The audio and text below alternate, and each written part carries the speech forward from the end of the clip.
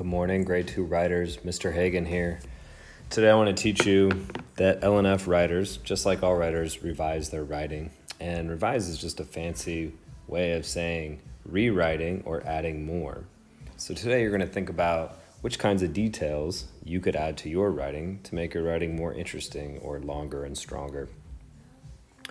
So I'm going to give you some examples and share some ideas with you about what you can do, and then I'll give you some different choices of how you can practice this on your own.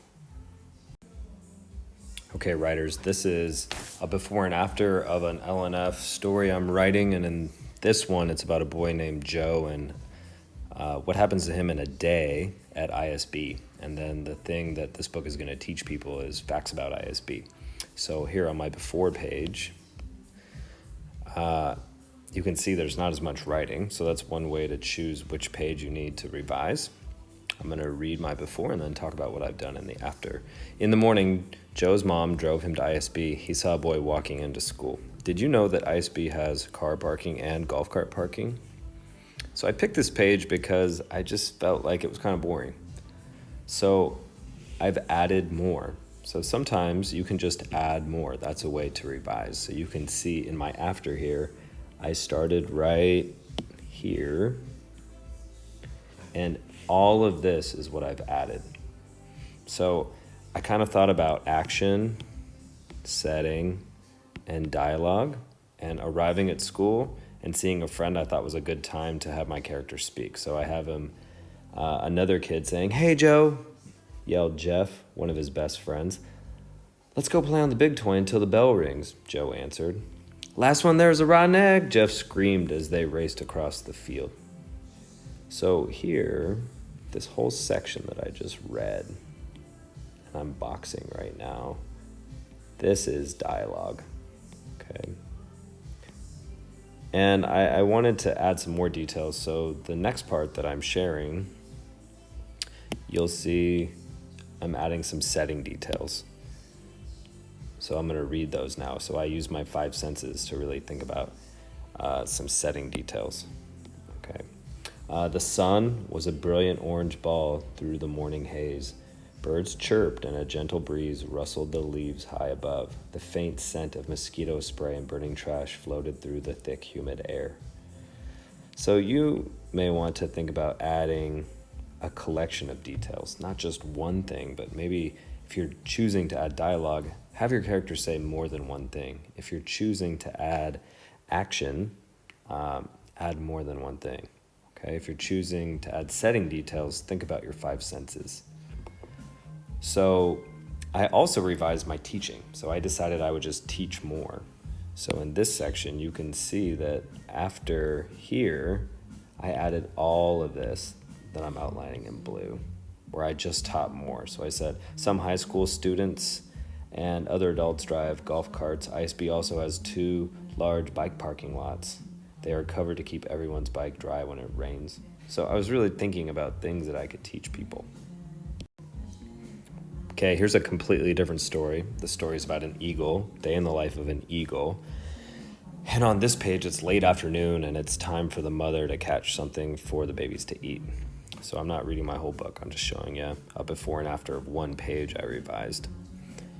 So in my before, I say, in the late afternoon, it was time to hunt for food. The mother eagle caught a snake. So that's my story. And then my teaching, I just had one fact. Eagles have excellent vision.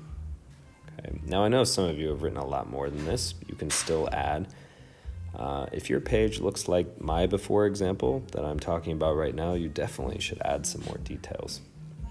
So in this example, I decided that I would add action and setting details. So dialogue doesn't work on every page. So I was thinking about, well, if this equals catching a snake, that's going to be action-packed. And I also want to maybe describe the setting, or I want to describe the characters a little bit. Okay. And then I also added more to my teaching. So here I changed my story a little bit.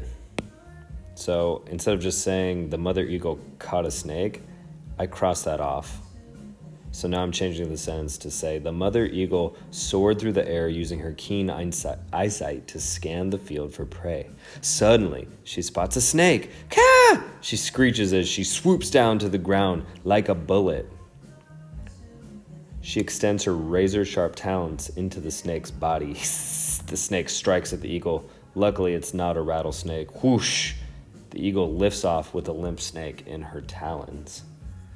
And I'm not sure if you caught some of the moves, but I'm trying to use some sound words, okay, for that action.